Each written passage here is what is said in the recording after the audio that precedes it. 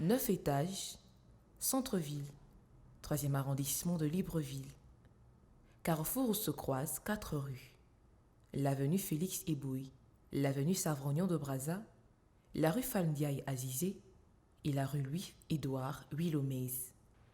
C'est ici que le lundi 23 mars 1992, Martine Oulabou Mbadinga, une enseignante de 33 ans, tombe sous les balles d'un agent de l'unité spéciale d'intervention. Touchée dans le dos, elle s'éteindra quelques heures plus tard. Pourtant, rien ne laissait présager que le mouvement de revendication des enseignants affiliés au syndicat de l'éducation nationale aurait cette issue fatale. La trentenaire, affectée à l'école publique de Montbouet 1, ancienne école de la Sorbonne, n'avait fait que répondre à cet appel qui, pour elle, sans doute, allait dans le sens de son combat, une meilleure école gabonaise. Fridolin Vamissa, actuel secrétaire général du Sénat, est un jeune enseignant à cette époque, mais surtout un de ses grévistes. Il se rappelle bien de ce lundi noir. Nous revendiquions à l'époque la valorisation de la prime de logement et la construction des salles de classe. La grève avait déjà duré un bon bout de temps et le gouvernement n'arrivait pas à trouver des solutions aux problèmes posés. C'est ainsi que chaque lundi, on faisait le point de la semaine. Donc après une semaine, après l'Assemblée générale de samedi, on se retrouvait lundi pour faire le briefing de la journée de lundi et comment nous allons conduire la semaine qui s'annonce. Et c'est ainsi qu'après l'âge de samedi, on devait se retrouver lundi 23 mars pour faire le point et pour voir les perspectives quant à la poursuite de notre mouvement de grève. On ne se connaissait pas tous.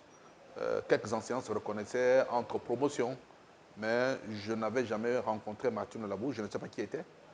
Mais c'est lorsqu'on s'est retrouvés qu'on attendait que nos leaders arrivent. Il était 8 heures, après 8h30, 9h, les leaders n'arrivaient pas. Mais c'est comme ça qu'on a vu apparaître soudainement un contingent de police du côté derrière l'hôpital, vers exactement au niveau de où se trouve la direction de la SG. Un contingent de la police est arrivé, bien armé. Bon, on se disait qu'on va toujours jouer au chat à la souris comme d'habitude. C'est-à-dire, ils nous chargent, nous on revient, on fuit, on revient, donc on jouait au chat à la souris. Mais on ne savait pas que ce jour-là, ils devaient charger véritablement les enseignants. Sans sommation aucune, ils sont mis à tirer dans la foule. Et c'était la débandade. Chacun est allé de son côté. J'enseignais juste à l'école pilote du centre, qui est devenue CS du centre aujourd'hui. J'enseignais là. Et lorsque je cours pour aller dans mon établissement, le directeur d'école, monsieur, à l'époque, c'était un conseil pédagogique, monsieur Mvolmengue, me ferme le portail. Et il me dira qu'il faut aller, vous êtes en grève, il faudrait rester avec les grévistes. Et c'est lorsque je retourne vers le 9 étage que j'entends quelqu'un blessé. Une femme est tombée, une femme est tombée, une femme est tombée. Elle est tombée juste au niveau des escaliers de la pharmacie gabonaise. Vraiment, c'était en moins de quelques minutes, ils l'ont conduit à l'hôpital Chambrier pour les premiers soins. Chambrier ne pouvait pas la prendre en charge parce que le cas était désespéré. Chambrier nous a conseillé de l'amener plutôt à Genebory pour qu'une intervention soit entreprise séance tenante. Donc c'est ce qui a été fait. Malheureusement, arrivée à Genebory, elle n'a pas pu bénéficier de ses soins. Elle est morte là, juste au niveau de l'accueil. Un jour sombre, également pour sa famille, notamment pour sa sœur et colocataire durant les dernières années de sa vie, Marie-France Mbonzi Mbadinga, et pour son fils unique, Hugues Stani Kombila, âgé d'une dizaine d'années à cette époque. J'étais ici à Libreville, mais je me trouvais derrière l'ENS. Le dernier de maman est venu m'annoncer que Martine était au 9 étage pour la grève, mais on a tiré sur elle. Et j'ai pleuré et les gens me poussaient. Oh, j'ai pleuré. Bon. On a amené le corps à Gabosep. Vraiment, c'est une douleur. C'est une douleur. C'est une blessure qui saigne, que je porte jusqu'à aujourd'hui. C'est une blessure qui saigne. C'est une blessure qui saigne. Le film, il est aussi présent hein, dans mon esprit. Ça a été une journée noire, lugubre pour moi, et jusqu'au jour d'aujourd'hui d'ailleurs. Lorsque la nouvelle est tombée, Je me trouvais ici à la maison, effectivement, et aux environs de 10h, 10h30 par là, certains de ses collègues sont arrivés et nous ont annoncé la triste nouvelle. Vraiment, c'était l'hécatombe, hein? C'était l'hécatombe. Oui. Pourtant, c'est ce jour que nombre d'enseignants ont connu Martine Olabou, professionnelle discrète, mais surtout, dit-on, résolument engagée. Si après toutes ces années, c'est une image qui s'efface progressivement, la sœur et la mère qu'elle a été, cependant demeure. Martine, elle était pour moi une sœur, mais une fille aussi, parce que je suis l'aîné de la famille.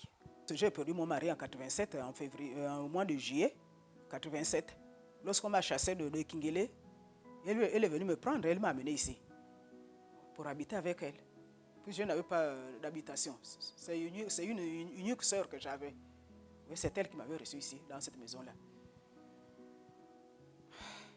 C'était vraiment une femme, on va dire, acharnée, rompue à la tâche, qui aimait activement son travail, rigoureuse, passionnée.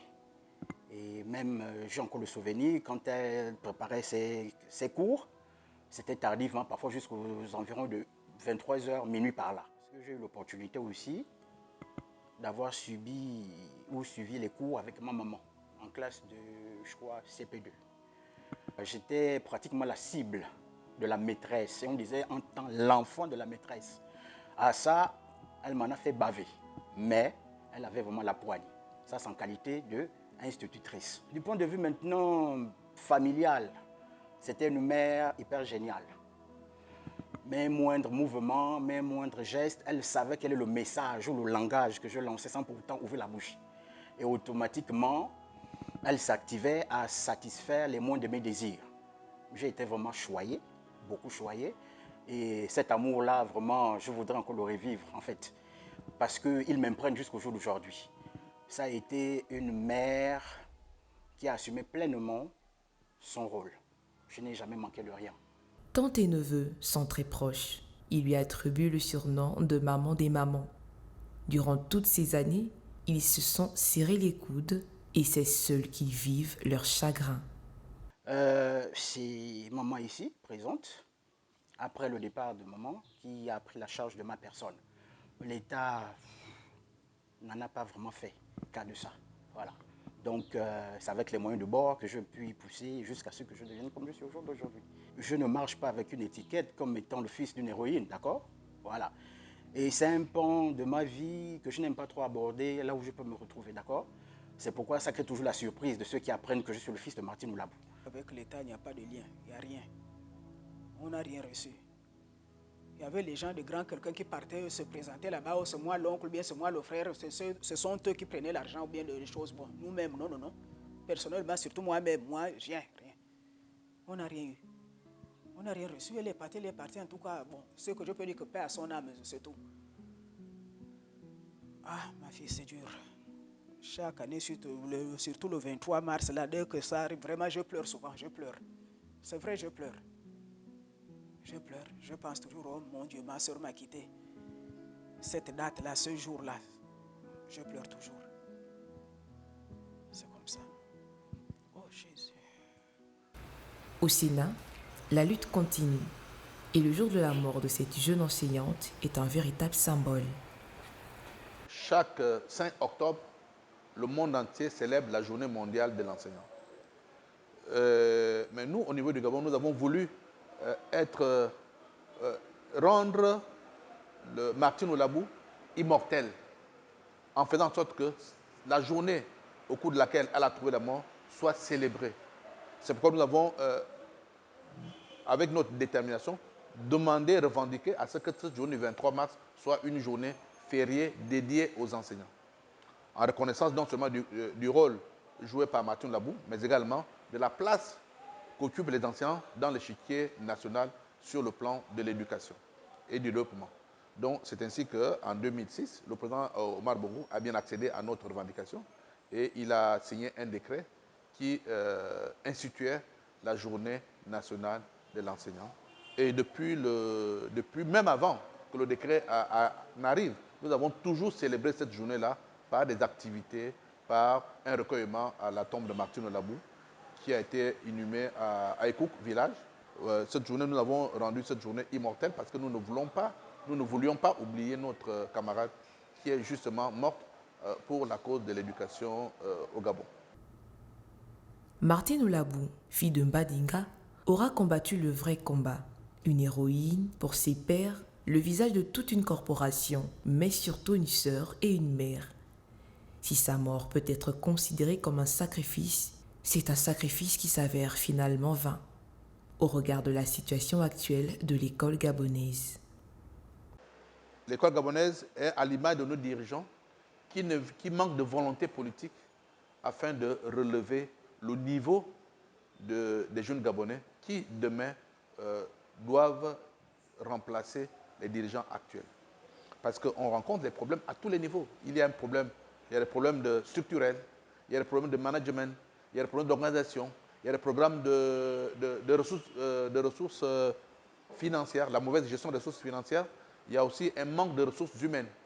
Donc, parce que les enseignants n'en ont pas assez, et ceux qui sont là ne sont pas très bien formés parce que nous rencontrons des lacunes. Les programmes ne sont pas actualisés. Les structures d'accueil ne sont pas en nombre suffisant pour accueillir un nombre important d'élèves qui frappent à la porte de l'éducation.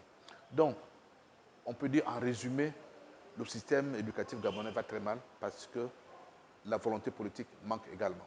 30 ans plus tard, l'assassinat de Martine Oulabou reste impuni. La famille évoque n'avoir jamais entendu parler d'un quelconque procès. Des entretiens avec elle, un nom ressort. Patrick Ambouroué. Il serait cet agent de l'USI. Mais aujourd'hui, elle n'en a aucune nouvelle. Un dossier qui semble avoir échappé à la justice et qui laisse à ses proches le goût amer de l'injustice.